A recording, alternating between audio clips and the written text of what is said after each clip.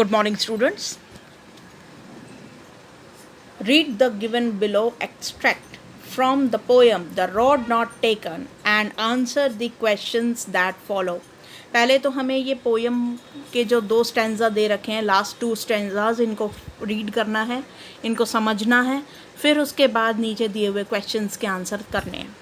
तो ये the road not taken जो कि रॉबर्ट फ्रॉस्ट द्वारा लिखी गई एक पोएम है, उसमें से ली गई हैं। ये पोएम बेसिकली हमें ये सिखाती है कि अगर हमने कोई डिसीज़न ले लिया है और हमने ऐसा डिसीज़न लिया है जिसको ज़्यादातर लोग लेना पसंद नहीं करते, यानी कि हमने अगर 2 पाथ में से किसी एक पाथ को, ऐसे पाथ को चुन लिया जिस पर ज़्यादा लोग नहीं चलते हैं, तो क्या होता है। अब यहाँ पर देखिए, ये 3rd स्टैंजा है पोएम का। And both that morning equally ले। एक्चुअली क्या होता है कि जो हमारा पोइट है रॉबर्ट फ्रॉस्ट, वो ऐसे दोराहे पर आकर खड़ा हो गया है जहाँ पर मतलब जंगल में ऐसे 2 राहें जा रहे हैं आगे, और वो यहाँ पर खड़ा हुआ है और वो उन दोनों राहों को देख रहा है कि कौन सी उसके लिए ज़्यादा सूटेबल रहेगी। And both that morning equally ले, और उस सुबह वो दोनों जो रास्ते थे वो ऐसे ही थे। In leaves no step had trodden black. एक रास्ता उनमें से ऐसा था जिस पे कोई भी आगे नहीं चला था, मतलब ऐसा रास्ता था जिसमें जिस रास्ते पे जैसे घास कुचली हुई होती है और पत्ते कुचले हुए होते हैं तो वो रास्ता बन जाता है, ऐसा लगता है कि उसमें से काफ़ी लोग चले हैं। लेकिन दूसरा रास्ता ऐसा था जिसको वो देख रहा था, और जो पोएट है, कि ये एक रास्ता ऐसा है जिस पे से कोई भी नहीं गया हुआ है और झाड़ियाँ उगी हुई हैं, ठीक है। No step has trodden. Trodden का मतलब होता है कुचल देना किसी चीज़ को, तो कुचला हुआ रास्ता नहीं था, ऐसा रास्ता नहीं था जिस पे कोई भी ना मतलब ऐसा रास्ता था जिस पे कोई भी ना चला हुआ हो। Oh I kept the first for another day. तो वो सोचता है कि ये जो दूसरा वाला रास्ता है जिस पे बहुत सारे लोग चल के गए हैं, जिस पे पत्तियाँ वगैरह कुचली हुई हैं, इसको मैं किसी और दिन देखूंगा। Yet knowing how way Leeds on two way. तो फिर वो जो दूसरा रास्ता है उसको मतलब उसको देखता है कि इस पे मैं चलना पसंद करूँगा, देखता हूँ इस पे आगे चल के क्या होता है। आई doubted if I should ever come back. लेकिन मुझे डाउट है। फिर वो ये खड़ा होकर सोचता है कि अगर मैंने ये दूसरा रास्ता ले लिया जिस पे बहुत कम लोग चल के गए हैं, तो मुझे डाउट है कि कभी मैं इस रास्ते पे वापस आ पाऊँगा, यानी कि इसी दोराहे पे। मान लो कि ये जो हमारा जो पोएट है वो इस वाले रास्ते पे, ये जिस पे ज़्यादा लोग चल के गए हुए हैं और ये जिस पे बहुत कम लोग चल के गए हुए हैं, अगर ये इस रास्ते पे चल पड़ता है तो इसको ये डाउट हो रहा है कि अगर मैं यहाँ पर पहुँच गया, काफ़ी आगे तक पहुँच गया, तो मुझे डाउट हो रहा है कि मैं इस दोराहे पे वापस आके कभी दूसरा रास्ता अपना पाऊँगा। तो उसको ये डाउट हो रहा है, ठीक है। अब 4th स्टैंजा पढ़ते हैं। I shall be telling this with a sigh. मैं ये बात बहुत डीप ब्रेथ के साथ, साई का मतलब होता है कि एक लंबी सांस, गहरी सांस के साथ कहूँगा। Somewhere ages and ages hence, बहुत युग बीत जाने के बाद, मतलब काफ़ी साल बीत जाने के बाद, 2 road diverge in a wood and I, 2 जो मेरे सामने दोराहे थे और मैं। I took the one less travelled by, मैंने ऐसा रास्ता चुना जिस पे बहुत कम लोग गए थे। And that has made all the difference, और आज वही एक डिफरेंस है जो बाकी लोगों से मुझे अलग करता है। और वो डिफरेंस क्या है कि आज हम उसकी यही पोएम पढ़ रहे हैं, ठीक है। अगर वो मुश्किल रास्ता नहीं चुनते तो, और वो बाकी लोगों की तरह जो है वो ज़्यादा ट्रैवल वाले रास्ते पे चले जाते, उनके पीछे पीछे भेड़ चाल जैसे होती है, तो अगर बाकी लोगों के पीछे पीछे उनके साथ चले जाते तो फिर आज हम उन्हें, वो भी एक मतलब एक आम इंसान होते, हम उनको यहाँ पर पढ़ नहीं रहे होते। लेकिन उन्होंने एक मुश्किल रास्ता चुना, उन्होंने पोइट बनना स्वीकार किया, मतलब जो भी उनकी जर्नी रही हो, तो उन्होंने एक मुश्किल रास्ता चुना और आज हम देखो पढ़ रहे हैं। और उनको साथ में उनके जो डिसीजंस हैं उनको अप्रिशिएट भी करते हैं। अप्रिशिएट मतलब हम उनकी प्रशंसा करते हैं कि उन्होंने ऐसे स्ट्रॉन्ग डिसीजन लिए जिससे आज वो विश्व विख्यात हैं, ठीक है। अब क्वेश्चन नंबर 1 देखते हैं। Pick the option that is not true about the poet according to the extract the poet. अब यहाँ पर हमें 4 लाइनें दी हुई हैं, उनमें से गलत लाइन ढूंढनी है। नॉट ट्रू मतलब जो उनके बारे में सही नहीं है, जो ऊपर लाइनें दे रखी हैं जो अभी हमने पढ़ी उनमें से। इज फर्स्ट है, is not ready to take the frequently travelled road. जो ऊपर पोएट है वो ऐसा रास्ता नहीं चुनना चाहता जिस पे बहुत लोग अक्सर चलते हैं, तो ये एकदम सही करेक्ट है हमें, लेकिन नॉट ट्रू वाला यानी कि असत्य ढूंढना है वाक्य। बी है knows the later he will sharing his experience, वो अपना एक्सपीरियंस बाद में शेयर करेंगे। सी है is not ready to take the less travel road, यहाँ पे ये वाला वाक्य असत्य हो जाएगा क्योंकि वो लेस ट्रेवल रोड लेने वाले थे। ठीक है, तो हमारा आंसर हो जाएगा यहाँ पर सी। एक मिनट, हमारा आंसर हो जाएगा ये सी वाला, is not ready to take the less travel road. यहाँ पर अगर लिखा होता ready to take less travel road तो ये वाला सही हो जाता वाक्य हमारा, लेकिन हमें तो असत्य वाक्य ढूंढना है ना, तो ये असत्य सिद्ध कर रहा है क्योंकि वो लेने को तैयार थे वो रास्ता जो जिस पे कम लोग चले थे, लेकिन यहाँ पे नहीं लेने को तैयार लिखा हुआ है, तो इसलिए हमने इसको निशान लगा दिया। हमारा आंसर सी है। Question number 2, the road taken by the poet symbolise our, तो जो road taken by the poet है वो क्या सिम्बोलाइज करता है? Life and the choices we make, जो हम लाइफ में डिसीजन लेते हैं, जिस रास्ते को चुनते हैं वो सिम्बोलाइज करता है। Family members and there choices, हमारी फैमिली जिस रास्ते को चुनती है वो, देखो फैमिली मेम्बर्स का तो ये तो मतलब सही नहीं है। ठीक है, ऐसे ही स्कूल फ्रेंड्स वी हैव, ये भी गलत है। इन दोनों को तो हटा दो ऑप्शंस को, ये तो कहीं से भी रिलेटेड ही नहीं है इस पोएम से। नेक्स्ट है कन्फ्यूज़न वी ऑल फेस, हाँ कन्फ्यूज़न तो होती है, लेकिन यहाँ पर the road not taken by the poet,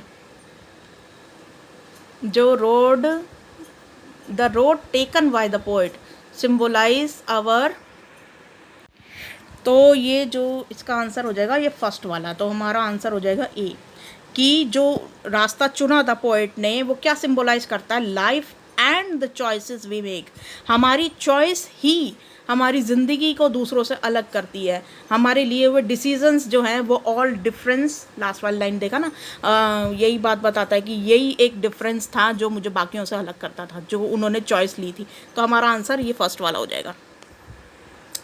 ऐसे ही थर्ड क्वेश्चन देखिए, we should think twice before taking any decision in life because they, हमें 2 बार सोचना चाहिए। ट्वाइस का मतलब होता है 2, ठीक है, तो 2 बार सोचना चाहिए कि किसी डिसीज़न को लाइफ के बारे में लेने से, मतलब लाइफ के अंदर हमें किसी डिसीज़न को लेने से 2 बार पहले सोचना चाहिए। बिकॉज दे, क्योंकि वो क्या करते हैं? डिसाइड अवर डेस्टिनेशन, क्योंकि वो हमारी किस्मत तय करते हैं, हाँ ठीक है। शेप अवर लाइफ, हमारी लाइफ को शेप करते हैं, हाँ ये भी ठीक है। अफेक्ट अवर फ्यूचर, हमारे फ्यूचर को प्रभावित करते हैं। तो ये तीनों ही ऑप्शन यहाँ पे ठीक हो जाएंगे। हमारा डी आंसर एकदम ठीक है यहाँ पे, कि हमारी डेस्टिनेशन को मतलब हमारी किस्मत को तय करते हैं, हमारी लाइफ को शेप करते हैं हमारे लिए वो डिसीज़न, और हमारा फ्यूचर तय करते हैं। तो अब क्वेश्चन नंबर 4 देखिए, choose the option that correctly states the usage of the word trodden in the extract. तो ट्रोडन का मतलब मैंने अभी बताया था कि जैसे कुचला हुआ, पैरों से कुचल दिया गया, ठीक है। तो यहाँ पर कौन सा एक्सट्रैक्ट मतलब कौन सी लाइन यहाँ पे करेक्टली उसको स्टेट करती है? तो यहाँ पे देखो, he did not want to tread the in the direction. तो फर्स्ट है यहाँ पे he did not want to tread the in the direction, तो वो उस दिशा में नहीं चलना चाहता। ट्रेड का मतलब वो ट्रेडमिल देखा कभी, जिसमें वो वॉक करते हैं और फिर उसके बाद रनिंग करते हैं, एक ऐसी मशीन होती है जिम में रखी हुई। तो ट्रेड का मतलब होता है चाल, मतलब तेज़ चलना, पेस मतलब कदम रख कर चलना, इस तरीके से इसका मतलब होता है। तो इसका हमारा आंसर हो जाएगा ए वाला। बाकी सारे इसके आंसर्स नहीं होंगे, क्यों? क्योंकि बाकी सारे चीज़ जो है वो डिफ़ाइन नहीं कर रहे ऊपर दिए हुए एक्सट्रैक्ट में ट्रोडन को।